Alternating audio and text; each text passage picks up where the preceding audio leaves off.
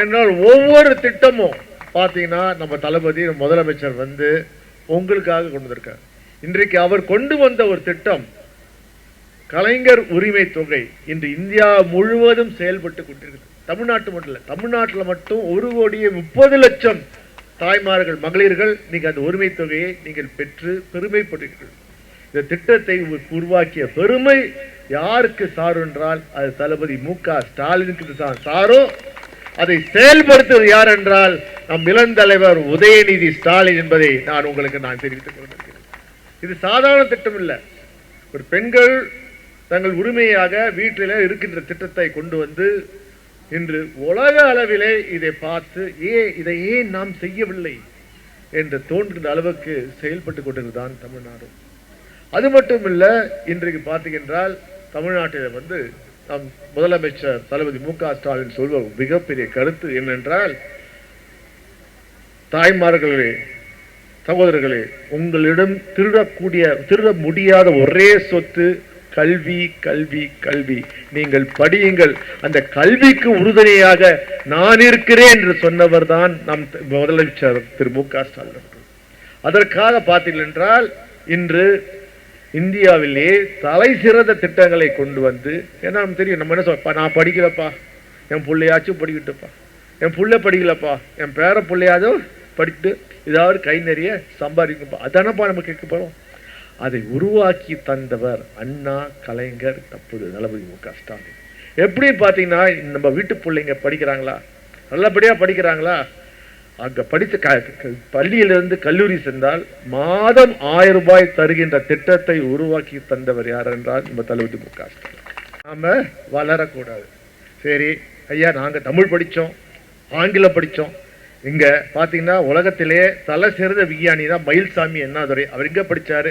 ஒரு தமிழ் பேசுகின்ற பள்ளியில் படித்து விட்டு சந்திரனுக்கு விண்வெளியை அனுப்பி யார் என்றால் ஒரு தமிழ்நாட்டை சேர்ந்த விஞ்ஞானி. அவள் தயாராக பண்ணோம். சரி, நீங்க ஹிந்தி மட்டும் பேசுனீங்களே, நீங்க என்ன தப்பு பண்ணீங்க கேட்கலாமா? கேட்பது தவறு இல்லையா? நீங்க என்ன சொன்னால இப்ப ஹிந்தி பேசுகிற மக்கள் நாங்கள் யாரும் மனதை புண்படுத்த விரும்பவில்லை. அவர்கள் பாவம், அவர்கள் மாநிலத்திலே வேலை வாய்ப்பு இல்லை, ஒன்றுமில்லை. அவர்கள் மதத்தின் பேரால் அங்கே அவர்களை பிரித்து அங்கிருந்து வட மாநிலத்திலிருந்து இங்கு வேலை செய்வதற்காக வருகிறார். தவிர நம்ம மக்கள் என்ன பண்றாங்க? ஆங்கிலம் படித்த காலத்தினால் இன்று கூகுள் நிறுவனம் சுந்தர் பிச்சையார், அவர் தமிழும் படித்தான், ஆங்கிலம் படித்தான். இன்னைக்கு கூகுள் நிறுவனத்தின் தலைவனாக திகழ்கிறான். இதே போல் ஒவ்வொரு தமிழனும் இங்கு தமிழையும் ஆங்கிலம் படித்து நல்ல கை நிறைய சம்பாதித்துக் கொண்டு வெளிநாட்டில் இருக்கிறார். அது திராவிட மாடல் அரசின் வெற்றிக்கு சான்றாகும். இதை கெடுப்பதற்கு நீங்கள் என்ன செய்கிறீர்கள்? தமிழையும் ஆங்கிலத்தையும் ஒழித்துவிட்டு இந்தியை மட்டும் சமஸ்கிருதத்தை படித்தால் போதும் என்று சொல்கிறீர்களே. இதை எதிர்த்து குரல் கொடுத்த ஒரே தலைவன் யார் என்றால் நமது முதல்வர் மு.க. ஸ்டாலின்.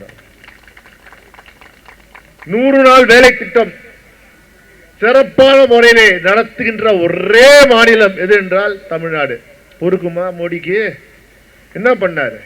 100 நாள் வேலை திட்டத்துக்கு பார்த்தீங்கன்றால் இதுவரை சென்ற ஆண்டு வரை நிதிநிலை அறிக்கையில 67,000 கோடி கொடுத்தாங்க. இதுக்கு 100 இந்தியா முழுவதும்.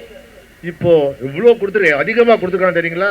அதிகமா இல்லை, குறைத்து இந்தியாவுக்கு முழுவதும், இந்தியா உள்ள அனைத்து மாநிலங்கள் முழுவதும் சேர்த்து 17,000 கோடி தான் கொடுக்குறாங்க. கிட்டத்தட்ட 80% 100 நாள் வேலை திட்டத்தின் வருகின்ற நிதியை குறைத்து விட்டார்கள். அப்போ என்ன ஆகும்? உங்கள் 100 நாள் வேலையை நம்பி இருக்கின்ற தாய்மார்களே, உங்கள் வேலையை பறித்தவர் யார் என்றால் இங்க பேசிட்டு போனாரு நரேந்திர மோடி, அவர்தான். ஆனால் நம் தமிழ்நாட்டு முதலமைச்சர் என்ன சொன்னாரு? ஒன்றிய அரசு கொடுக்குதோ இல்லையோ, நான் தரேன், நான் உங்க முதலமைச்சர், என் கடமை உங்களுக்கு 100 நாள் வேலை உறுதியை செய்வேன் என்பதுதான் என்று சொன்னார். இதுதாங்க திராவிட மாடல் அரசு. ஒரு கால தாய்மார்கள் நீங்களா இருக்கீங்க. காலத்துல நம்ம தந்தை பெரியார் இருந்தார். அந்த காலத்துல வந்தா குழந்தை திருமணம் செய்வாங்க. உங்களுக்கு ஞாபகம் இருக்கும் இல்லையோ, பலருக்கு பழக்கம் இருக்கு இல்லையோ. அதாவது பெண்ணுக்கு 6 வயசு 8 வயசு இருக்கும், பையனுக்கு 9 வயசு இருக்கும். திருமணம் செஞ்சு விட்டுருவாங்க. அந்த பையன் 10 வயசுல செத்துருவான். இந்த பொண்ணு 8 வயசுல 9 வயசோ விதவையா போயிடும். என்ன பண்ணா இந்த காலத்துல? வெள்ளை புடவை கட்டி நீ விதவை என்று உட்கார வைத்தார்கள். உட்கார வச்சு ஓரமா எந்த நல்ல நிகழ்ச்சியிலும் நீ பங்கு பெறக்கூடாது என்று சொன்னவர்கள் தான் இந்த ஆதிக்க சக்திகள். அப்போது ஒரே குரல், யாரு? தந்தை பெரியார். ஒரு பாவம் அறியாத அந்த பெண்ணை நீ பழி வாங்குறிய, இது தப்பு இல்லையா? அந்த விதவைக்கு மறுமணம் செய்து கொள்ள, இந்த குழந்தை பிஞ்சுக்கு மறுமணம் செய்து சொல்லு சொன்னவர் தான் பெரியார். அது மட்டும் இல்ல, அந்த பிஞ்சை படிக்கவே. உன் வீட்டுல 2 ஆண் பிள்ளை இருக்காங்க, ஒரு பெண் பிள்ளை இருக்காங்கன்னா முதல்ல அந்த பெண் பிள்ளையை படிக்கவே. அந்த பெண் பிள்ளை படிச்சா அந்த குடும்பமே முன்னேறும் என்று சொன்னவர் தான் தந்தை பெரியார். அதன் வழியில் வந்தவர் தான் அறிஞர் அண்ணா.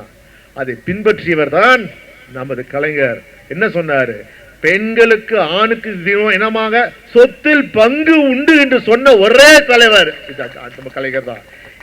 பின்பற்றி தான் 3 தலைவர் கலைஞர் கொண்டு வந்த சட்டம் கிட்டத்தட்ட 15 ஆண்டுக்கு முன்பு. கடந்த 3 ஆண்டுக்கு முன்பு தான் ஒன்றிய அரசு அந்த சட்டத்தை கொண்டு வருகின்றால் எவ்வளவு முன்னோக்கி நாம் சென்று கொண்டிருக்கிறோம் பாருங்கள். என்றால் பெண்களின் உரிமை, பெண்களின் முன்னேற்றம் தான் தமிழ்நாட்டின் முன்னேற்றம். இதை உணர்ந்து செயல்படுகின்ற ஒரே அரசு திராவிட மாடல் அரசு. அதற்கு பின்பற்றுகிறது தான் நம் தலைவர், நமது முதலமைச்சர் மு.க. ஸ்டாலின்.